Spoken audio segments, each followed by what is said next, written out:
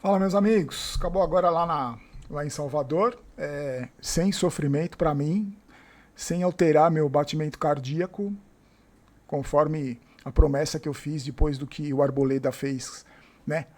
Na gargalhada no jogo contra o Palmeiras. Aliás, foi, o que o Arboleda fez de mais importante no São Paulo para mim foi aquela gargalhada, porque mudou a minha maneira de enxergar o São Paulo, de como eu encaro cada derrota, cada jogo vergonhoso como foi esse.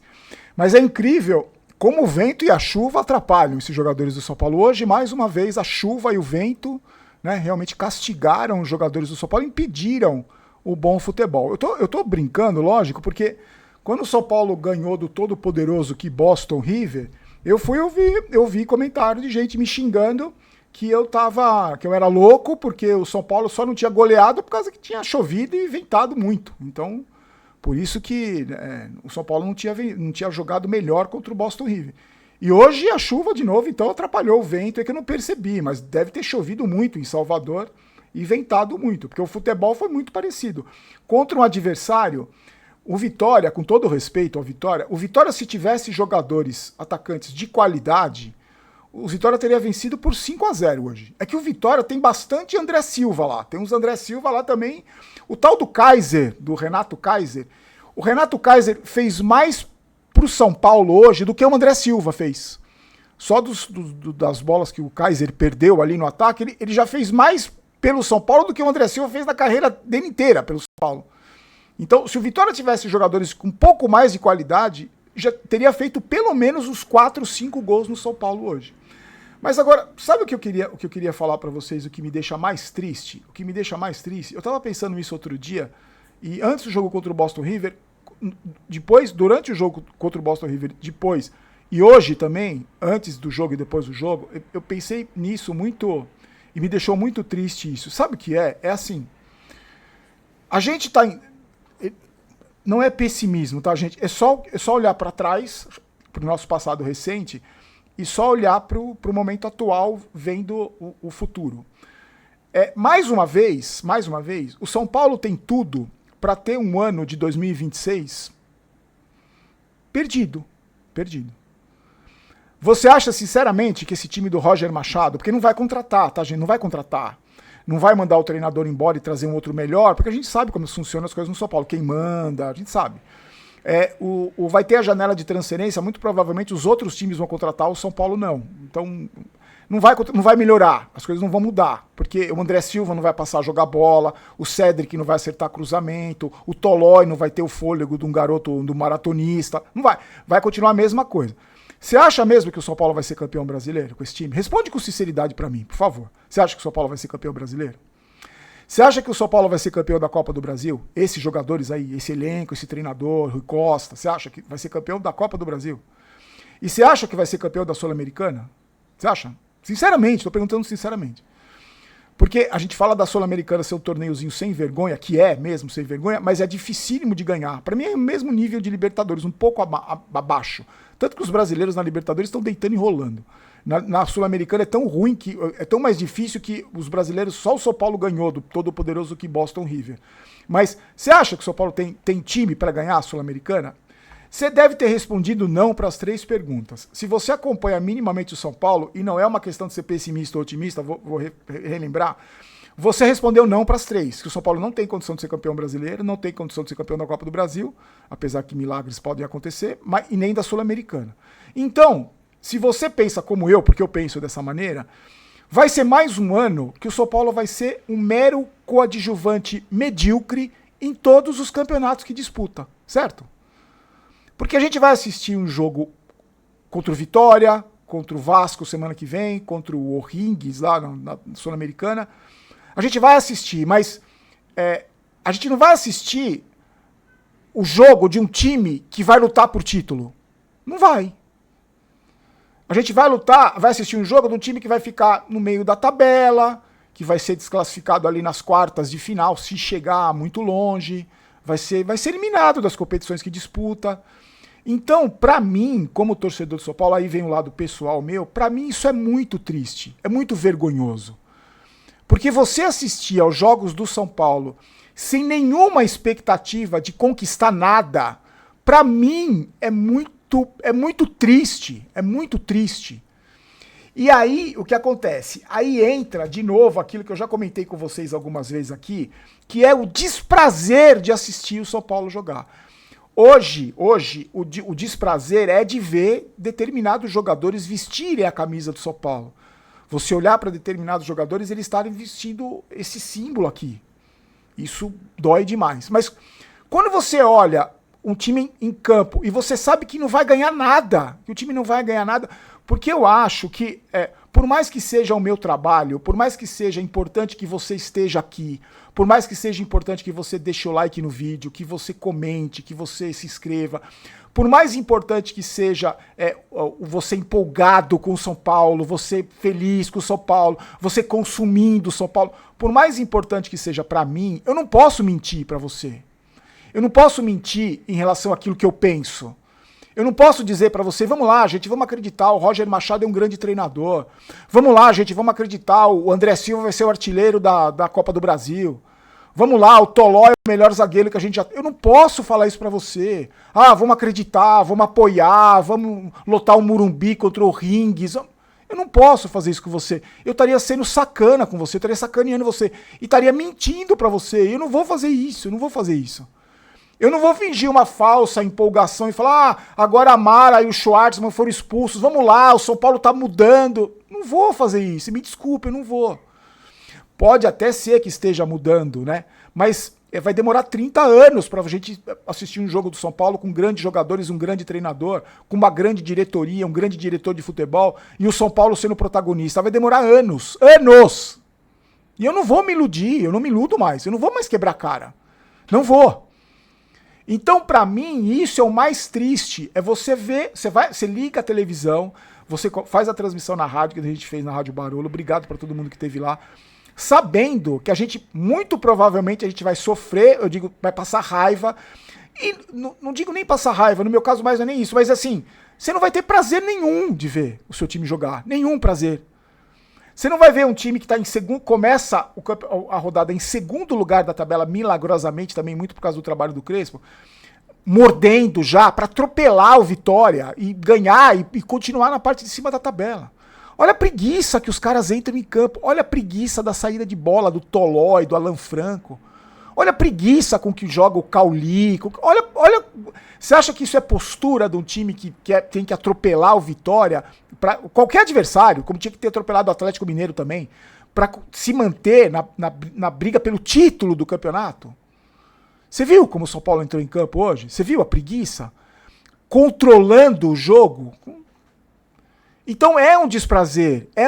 Não tem nenhum encantamento em você ver o São Paulo jogar. E aí... isso falando da postura. E aí você vai pra bola. Você vai pro jogo. Você vai para as dominadas de canela, você vai pros cruzamentos errados, pras finalizações erradas. Reparou como é que foi o gol do Vitória, o primeiro gol? Uma falta estúpida do Alan Franco, que ele cansa de fazer essas faltas estúpidas. Um cruzamento na área. Você viu o posicionamento do André Silva, o que ele fez? Que ele rodou que nem um peão, a bola bateu na bunda dele e sobrou pro zagueiro do Vitória. Vocês viram o posicionamento do Tolói no gol, do Alan Franco no gol? Não são os trapalhões? Não parece pegadinha? Não parece, né, que eles combinaram para fazer a gente rir, entre aspas? O Vitória fez 1-0, o São Paulo não cria nada, não cria absolutamente nada, não tem capacidade de criar nada. Não tem... Aí, você olha pro banco de reservas, né? Você olha o treinador, com aquela postura dele vibrante no banco, e você vê o banco de reservas. Cheio de veterano, um ou outro menino da base só, e sem opção nenhuma, né? Você não tem opção. Porque esse elenco podremente montado por esse tal de Rui Costa aí, que é da gestão Casares, que é da gestão Belmonte. É bom a gente lembrar, não é de agora que esse Rui Costa tá aí. Ele não chegou agora, gente, ele tá aí há um tempão. Olha o banco de reservas do São Paulo. E aí tem a expulsão de um menino não, né, que já não é um tiozão. Um lance... Vai falar o quê da expulsão do Lucas Ramon? Que o Roger Machado conseguiu acabar com o futebol dele também, né? Do Danielzinho, do Marcos Antônio e do Lucas Ramon também. Olha o que o cara fez, quase arrancou a cabeça do cara do Vitória. E o Vitória só não fez mais porque os atacantes do Vitória são é um monte de André Silva de vermelho e preto. Graças a Deus. Senão teria sido um 5-0. E aí, olha as substituições do treinador. Como a gente não tem peças, né? Não tem peças. Como a gente não tem peças e também não tem treinador, o que ele faz? Ele não tem a capacidade de mudar um esquema de jogo, de mudar, alterar posicionamentos. Não, ele troca 6 por meia dúzia. Então, o Lucas Ramon foi expulso, ele põe o Cedric no lugar. Aí o Ferreira, eu não sei porque que ele tirou o Ferreira, é o único lúcido que tinha, olha o que eu falei, o Ferreira era o único lúcido que tinha, ele tirou o Ferreira, deve ter cansado. Coloca o TT para fazer a mesma coisa, aí depois ele tira o tenebroso André Silva para colocar o Tapia, é a mesma coisa, é 6 por meia dúzia, ele vai trocando só as peças, ele tira uma peça, porque ele não tem capacidade, ele não tem repertório, ele não tem conhecimento, é o Roger Machado. E aí o São Paulo tomou o lé do Vitória no final. Era pra ter sido 3-4. A Vitória perdeu um monte de chance. A gente com um goleiro que também não pega nada, que fez uma defesa inútil no final do jogo. Ah, mas ele não teve culpa no gol mesmo. Lero-lero de sempre, a mesma história de sempre. Então, gente, é isso aí. É isso aí. O São Paulo é isso aí. O São Paulo de Roger Machado, Rui Costa, é isso aí. É isso aí. Aquela vitória contra o Cruzeiro foi mentirosa. Ele enganou a gente. Enganou. E eu não vou falar contra o Boston River, né? Me recuso a falar, você não merece. Fala Boston River. Então, gente, é isso aí. É isso que vai acontecer. A gente tem até... eu não vejo, você vê perspectiva que vai melhorar agora? Vai melhorar. Agora, não, calma, Barolo, você está sendo pessimista. O Roger Machado é um grande treinador, ele já mostrou capacidade em outros clubes, ele é muito campeão. Agora o São Paulo vai engrenar com ele. E agora voltaram a ter os lesionados, né? Hoje foram 6 desfalques. E aí cai naquele buraco negro de novo... Aí não recupera, aí volta, machuca, aí relaciona, o cara não volta. Nada muda, gente, nada muda. Por isso que eu falo, vai ser coadjuvante medíocre de novo em 2026. Todo o cenário aponta que o São Paulo vai ser, de novo, um coadjuvante medíocre. Um time eliminado de tudo que disputa e no campeonato de pontos corridos meio de tabela. Eu tô louco? Você acha que eu tô louco? Eu tô pessimista? Ou você tá otimistão? Você tá felizão da vida? Vamos dar as notas de cada um, gente. E eu vou falar... Eu não gosto de falar o que o torcedor tem que fazer. Eu não gosto. Mas no final do vídeo eu vou dar uma dica pra você, o que eu faço, e se você quiser me acompanhar, ótimo. Eu acho que você vai se dar muito bem. Antes, recadinho da Golcase. Hoje eu separei minha garrafa, que é a mais legal que eu recebi deles, que eles mandaram de presente pra mim. Várias promoções, produtos pet, mochila, mala, capinha, um monte de coisa, capinha de celular, pra todos os modelos de celular. Outro dia me perguntaram, pô, Barolo, tem um celular mais antigo, será que tem? Tem, pode procurar lá que tem, tá? Primeiro link da descrição, você clica, usa o cupom GOLBAROLO, tem desconto, tem um monte de coisa legal, você participa das promoções, todos os dias tem promoção, final de semana eles capricham mais ainda, então confere lá os produtos da GoCase e com um presente para você mesmo. Não tem só ligado a futebol, a clube de futebol, tem um monte de coisa legal e confere lá os produtos, dá uma passeada pelo site, tenho certeza que você vai curtir, tá? Vamos lá para as notas de cada um? Gente, o Rafael... 3 bolas no gol, 2 gols e uma bola que ele defendeu agora no final, que não adiantou nada. Ah, não teve culpa no gol. Não teve culpa no gol. Fez milagre? Não fez milagre. Nota pro Rafael hoje, adivinha? 6. Não adianta rasgatanga, você vai lá no Twitter me xingar, você vai no meu Instagram me xingar, que eu nem vejo mais você me xingar. Mas é isso aí, é nota 6, não adianta. É um goleiro que não faz milagre, é um goleiro que não decide resultado, é um goleiro nota 6. Não tenho nada contra ele, torço desesperadamente para ele, mas ele é um goleiro nota 6. Hoje, 3 bolas no gol, 2 gols e uma defesa inútil aos 49 do segundo tempo. O Lucas Ramon, 0, gente. Só pela estupidez que ele fez, 0. É um bom jogador, fez bons jogos, mas o Roger Machado conseguiu estragar o futebol dele e ele também hoje estragou o próprio final de semana dele, né? Nota 0. O Tolói, vocês viram um lance no final do jogo que o Tolói tava com a mão na cintura, com a língua de fora, literalmente, morto. O Tolói, ele teve um momento do jogo que ele foi centroavante, ele cabeceou um cruzamento do Tapia. Esse é o esquema do Roger Machado. O Tolói. Ele tava morto no final do jogo. Tá morto, tomou cartão amarelo. Morto. É um tiozão, cansado já. É um tiozão que não tem preparo físico pra jogar futebol profissional. Ele não tem mais preparo físico. Olha os dribles que ele toma, olha os... É isso, gente. E o preguiçoso... 0. E o preguiçoso do Alan Franco? O Alan Franco faz tempo que ele... Depois que renovou o contrato, né? Que é praxe no São Paulo. Joga com uma preguiça, uma nhaca. E foi dele a falta estúpida no gol do cruzamento no primeiro gol. 0 para o Franco. O Enzo é desesperado, como é afobado, meu Deus. Ele não consegue tirar uma bola sem fazer falta, sem empurrar pelo pescoço. Ele devia ser um bom jogador de rugby, o Enzo. Que jogador fraquíssimo, nota 2 pro Enzo. Quem mais? O Marcos Antônio e o Danielzinho, o futebol deles com o Roger Machado despencou. Eles eram o destaque do time do São Paulo. Hoje, desde que o Roger Machado chegou, eles desapareceram. O Danielzinho nem joga mais, né? Hoje jogou. Péssimo, os dois péssimos. O Marcos Antônio nem lúcido foi. Péssimo. Nota 3 pros dois. Aí quem mais? O Arthur joga um tempo só, né? No segundo tempo ele sumiu no segundo tempo. Nota 5. O Ferreira era o mais lúcido. O Caramelo hoje estava esperando ele na porta de casa. Aí ele foi substituído, o Caramelo ficou mais tranquilo. Mas era o mais lúcido, tentou algumas jogadas. Mas é aquilo. O Ferreira, por que a gente fala a história do Caramelo? Brinca a história do cachorro. Vocês viram a jogada que ele fez? Uma jogada belíssima pela esquerda, 2 marcando ele meteu uma caneta no cara. Aí invadiu a área. Tinham 4 jogadores na frente dele. 4! E o cabeçudo do André Silva sozinho do lado dele. Ele chutou no gol. A bola bateu no zagueiro e saiu. Ele podia ter tocado a tomada de decisão. Mas era o mais lúcido, o melhorzinho do time, nota 5,5. O Cauli é o seguinte, gente. O Cauli, você vai me ajudar aí, eu não vou lembrar, mas quantos jogos ele já entrou, ele já participou desde que ele chegou no São Paulo? Não é o mesmo futebol?